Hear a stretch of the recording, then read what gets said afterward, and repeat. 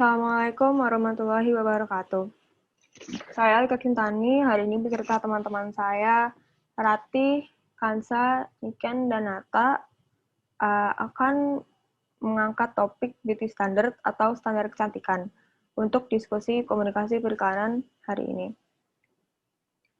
Apa itu beauty standard atau standar kecantikan? Yaitu penilaian yang muncul karena adanya ekspektasi masyarakat terhadap cantik atau tidak seseorang, khususnya pada wanita.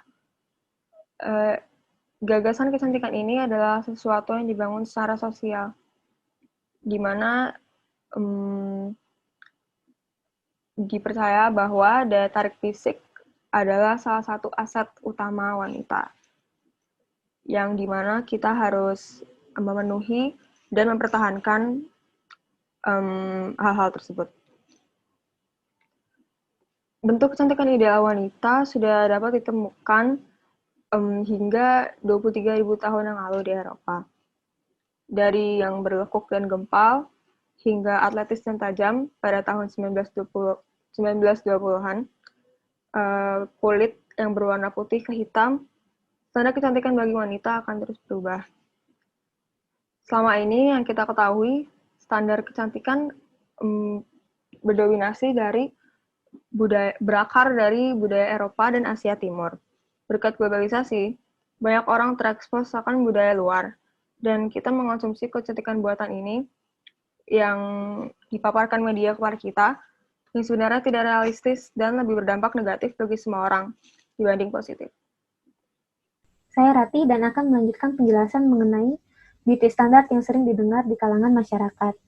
Menurut kuesioner yang kami lakukan, dari 78 orang responden, banyak sekali orang yang mendengar badan ideal seperti tinggi, kurus, juga kulit putih dan bersih. Selanjutnya, ada beberapa alasan kenapa orang-orang mengikuti beauty standard. Tidak sedikit yang menjawab karena ejekan orang lain, karena tekanan, dan apalagi karena efek media sosial. Namun, dari semua itu, ada yang tidak mengikuti beauty standard. Namun, sebagian dari mereka masih juga belum percaya diri dan tidak terlalu yakin dengan penampilannya sendiri. Dari hal-hal tersebut, tidak sedikit orang yang merasa terbebani dengan adanya beauty standard. Bagaimana tidak? Media sosial yang selalu menunjukkan orang yang memenuhi kriteria beauty standard membuat pandangan orang lain harus mengikuti itu juga. Hal inilah yang membuat ejekan dan tekanan untuk mengikuti beauty standard terjadi. Lalu beauty standard ini juga pastinya memiliki dampak yang berbeda-beda bagi setiap orang. Ada yang menjadi dampak positif dan juga ada yang menjadi dampak negatif. Dari dampak positif ini orang itu akan merasa puas dan percaya diri serta merasa diterima oleh masyarakat. Jadi persepsi beauty standard dan juga mungkin ejekan orang-orang yang diterima justru oleh individu ini dijadikan semangat untuk memiliki pola hidup yang sehat seperti rajin berolahraga, makan dengan baik dan benar, dan juga mungkin perawatan diri yang tentunya akan sangat baik bagi kesehatan individu tersebut. Tapi tentunya paling banyak itu dampak negatif, di mana akan merasa tidak puas terus pada penampilan fisik, depresi berat, dan juga mengubah bentuk tubuh dengan cara yang ekstrim, contohnya seperti operasi plastik dan juga diet yang sangat ekstrim. Nah, dari diet yang sangat ekstrim ini akan menjadi gangguan pola makan yang biasa kita kenal dengan anoreksia, di mana para penderitanya ini sangat takut apabila berat badan mereka bertambah dan juga akan melakukan segala upaya untuk mendapatkan tubuh yang ideal bagi mereka. Nah, seperti diet yang sangat ekstrim, makan yang sangat sedikit, dan bahkan menggunakan obat-obatan untuk menurunkan berat badan mereka. Dan tentunya hal-hal tersebut itu sangat tidak baik bagi kesehatan apabila dilakukan terus dalam jangka waktu yang panjang. Oke, jadi udah dijelasin semua mulai dari pengertian sampai ke dampak positif negatif yang ada dan dimiliki oleh beauty standard. Sekarang pertanyaan kita adalah, beauty standard itu harus nggak sih diikutin? Jawabannya enggak. Dan kenapa enggak akan dijelasin di slide selanjutnya. Nah, ini alasan kenapa kalian nggak perlu ngikutin beauty standard yang ada. Karena kalian harus tahu, kecantikan di berbagai negara itu berbeda-beda. Di Timur Tengah, beberapa negaranya menganggap kalau wanita yang memiliki alis unibrow atau alis yang tergabung menjadi satu, itu menarik. Sedangkan di Amerika, mereka punya tren kalau wanita yang memiliki lekuk tubuh dan berisi itu malah justru lebih cantik dan menawan. Tapi kalau di Asia Timur itu berbeda lagi.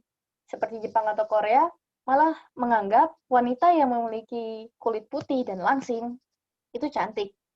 Beda-beda kan? Tapi terlepas dari standar kecantikan di negara itu bagaimana, beauty standard pada dasarnya adalah ekspektasi masyarakat yang tidak rasional. Kenapa nggak rasional? Karena mereka menginginkan semua orang itu terlihat sama, cantik tapi sama. Dan harus dipenuhi semua wanita hanya untuk tujuan estetika secara visual maupun seksual. Nah, di sini ada dua wanita nih.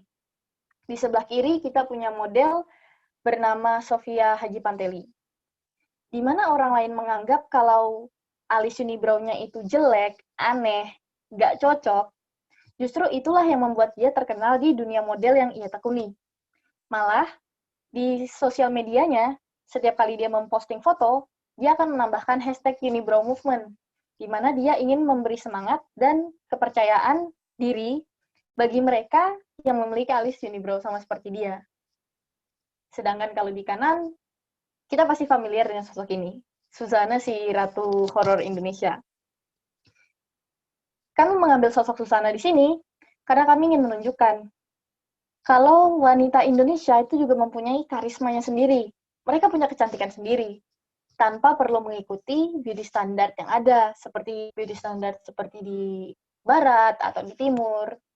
Kita dasarnya udah cantik kok, tanpa harus mengikuti beauty standard mereka yang kulit putih, langsing, dan segala macam. Justru kalau kita punya kulit sawo matang malah dianggap eksotis kan? Oke, next. Dan kita punya sosok satu ini. Dia dikenal sebagai Princess Kajar. Kita mungkin tertawa melihat sosok dia, karena dia udah gendut, dan istilahnya nggak ngikutin ekspektasi beauty standard yang ada deh kalau di dunia sekarang. Tapi, pada abad ke-19, di negaranya, Persia, putri ini justru malah menjadi simbol kecantikan.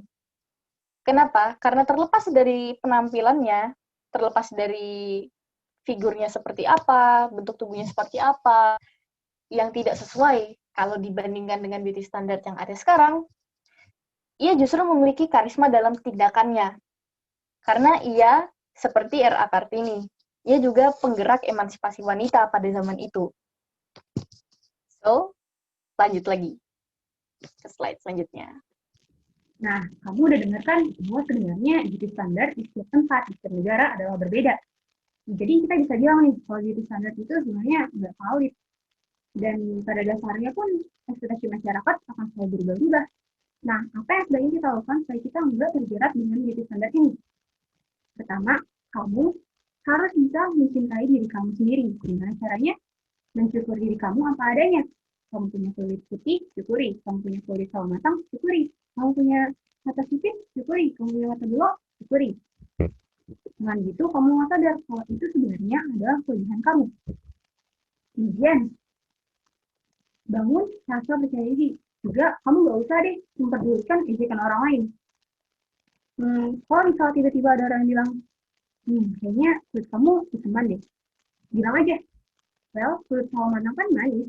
Nah, pertahanan seperti itu yang harus kamu punya. Kamu harus bisa bilang bahwa diri kamu itu ya cantik seperti kamu apa adanya. Jangan langsung bilang, iya ya, no. Pertahankan diri kamu, dengan gitu orang lain pun akan sadar bahwa kamu cantik apa adanya. Kemudian, apalagi hal yang harus kita lakukan nih supaya kita bisa meningkatkan kepercayaan diri. Gak selamanya orang akan melihat fisik kamu. Kamu juga harus mengimprove kelebihan kamu. Misal kamu pintar nyanyi, improve lah. Kamu pintar menggambar, latih terus. Karena respek orang tuh gak selamanya ada pada fisik kamu. Kemudian pula kalau kamu ingin tetap merawat diri kamu, sebenarnya jangan mengikuti beauty standar orang lain. Buat beauty standar kamu sendiri. Kamu punya rambut keriting, jadilah cantik dengan rambut keritingmu itu. Kamu punya kulit kuning langsat, jadilah cantik dengan kulit kamu itu. Jadi intinya, jangan ikuti standar orang lain. Buat standar untuk diri kamu sendiri, supaya kamu bisa menjadi diri kamu apa adanya. Kemudian, cantik itu nggak permanen, guys. Jadi, cantikmu itu juga ada masa-masanya. Masa kamu cantik pas muda dengan pas tua pasti berbeda. Otomatis, kamu juga harus menginvestasikan kecantikan kamu dengan diri kamu. Maksud aku adalah inner beauty. Apa itu maksudnya? Maksud aku adalah kamu juga harus cantik dalam bersikap. Kamu harus sopan santun, kamu harus baik, dan dengan begitu orang pun juga akan senang berada di dekat kamu. Karena pada akhirnya, kecantikan itu juga ada dalam diri kita, gak cuma di fisik doang. Nah, di sini ada quote. Just be who you want to be, not one others want to be. Intinya, kamu harus jadi diri kamu, bukan jadi orang lain yang orang lain pengen, bukan terlihat seperti orang lain pengen. Nah, itu guys presentasi dari kami. Sekian, terima kasih atas perhatiannya. Stay awesome, just be yourself. Dadah!